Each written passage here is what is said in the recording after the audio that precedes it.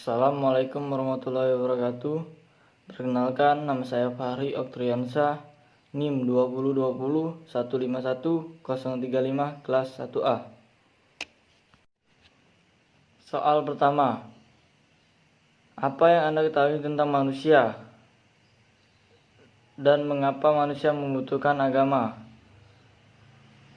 Yang saya ketahui, manusia adalah makhluk ciptaan Tuhan Yang Maha Esa yang memiliki derajat tertinggi dibandingkan makhluk ciptaan Tuhan yang lainnya.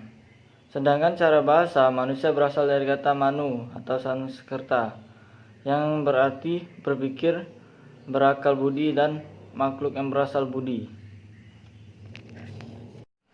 Kenapa manusia membutuhkan agama?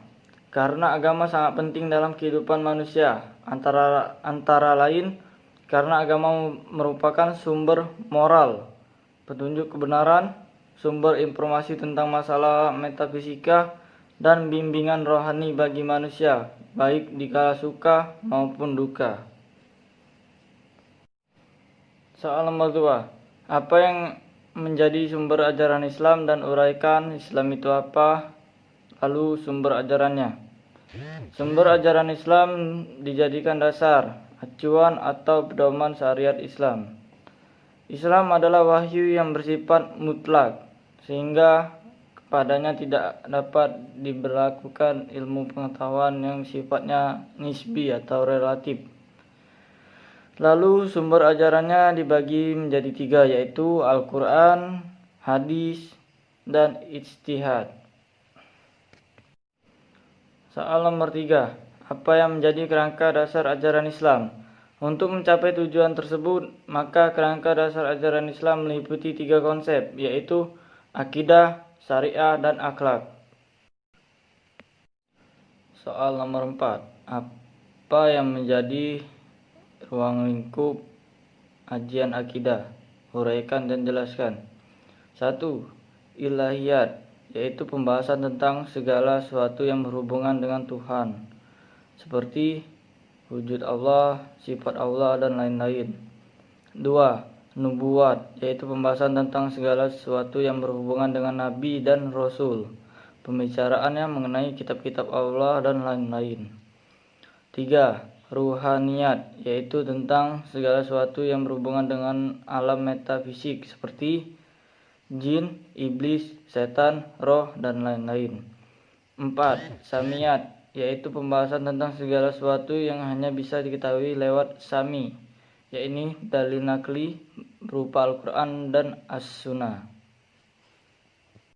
Soal nomor 5. Apa perbedaan Nabi dan Rasul?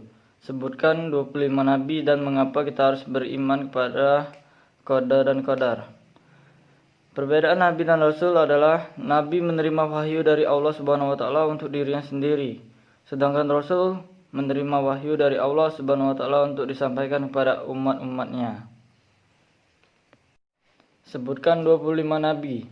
1. Nabi Adam, 2. Nabi Idris, 3. Nabi Nuh, 4. Nabi Hud, 5. Nabi Soleh, 6. Nabi Ibrahim, 7. Nabi Lut, 8. Nabi Ismail, 9. Nabi Ishak, 10. Nabi Yakub, 11. Nabi Yusuf, 12. Nabi Ayub, 13. Nabi Zulkifli, 14. Nabi Shuaib, 15. Nabi Yunus, 16. Nabi Musa, 17. Nabi Daud, 19. Nabi Sulaiman, 20. Nabi Ilyas, 21. Nabi Ilyasa, 22. Nabi Zakaria, 23. Nabi Yahya, 24. Nabi Isa, 25. Nabi Muhammad SAW.